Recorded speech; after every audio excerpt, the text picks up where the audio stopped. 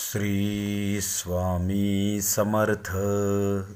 श्री स्वामी समर्थ. श्री स्वामी समर्थ. सर्व स्वामी भक्तांना माझा स्वामी समर्थ. प्रत्येक व्यक्तीच्या आयुष्यामध्ये अशा प्रकारचे प्रसंग येत असतात आणि त्या प्रसंगांना सामोरं जाणं हेच खरं स्वामी भक्तांचं लक्षण आहे. मित्रांनो, आपलं मन काही कारणांनी जेव्हा अस्वस्थ होत असतं त्यावेळी शांत राहिलं पाहिजे. काहीतरी गोष्टी असतात ते आपल्या मनाला लागतात आणि त्या गोष्टी ऐकून आपल्या डोक्यामध्ये अनेक प्रकारचं वादळ माजू लागतं आणि त्यावेळेस आपलं मन अस्वस्थ होत राहतं. त्यावेळेस आपण काय करावं तर आपण शांत राहावं. कुणाशी काहीही बोलू नये. सध्याच्या युगामध्ये बोलण्यामुळे जेवढी संकट निर्माण होतात तेवढी कुठल्याही परिस्थितीमध्ये कुठल्याही गोष्टींमुळे होत नाही आहेत.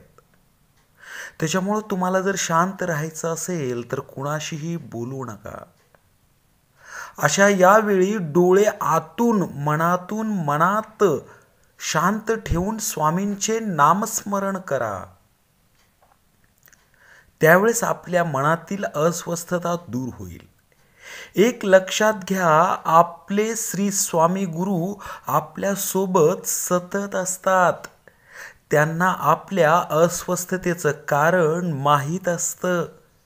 काही वेळा आपल्याला काही गोष्टी त्यांना शिकवायच्या नसतात, सांगायच्या नसतात. नामस्मरण सुरू केल्यानंतर काही वेळात आपल्या अस्वस्थतेचे ढग आपल्या मनातून निघून जातात आणि मनाला प्रसन्न वाटतं. प्रत्येक प्रश्नांची उत्तरे आपल्या अगदी सहजरित्या आपल्याला मिळत असतात.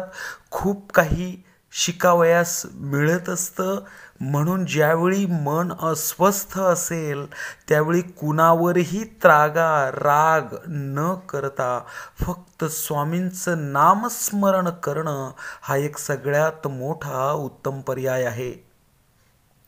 म्हणून जेव्हा कधी आपल्याला आपल्या मनाबद्दल अस्वस्थता वाटत असेल, आपल्या मनाबद्दल एक विचलितपणा आपल्या मनामध्ये जर निर्माण झालेला असेल आणि आपल्या मनाला जर शांत करायचं असेल तर आपल्याला स्वामींचं नामस्मरण करणे हा एक उत्तम पर्याय, हा एक उत्तम मार्ग तुमच्या माझ्यासमोर आहे.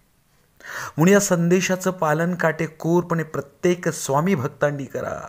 म्हणून सर्व स्वामी भक्तांना माझा श्री स्वामी समर्थ. श्री स्वामी समर्थ. श्री स्वामी समर्थ.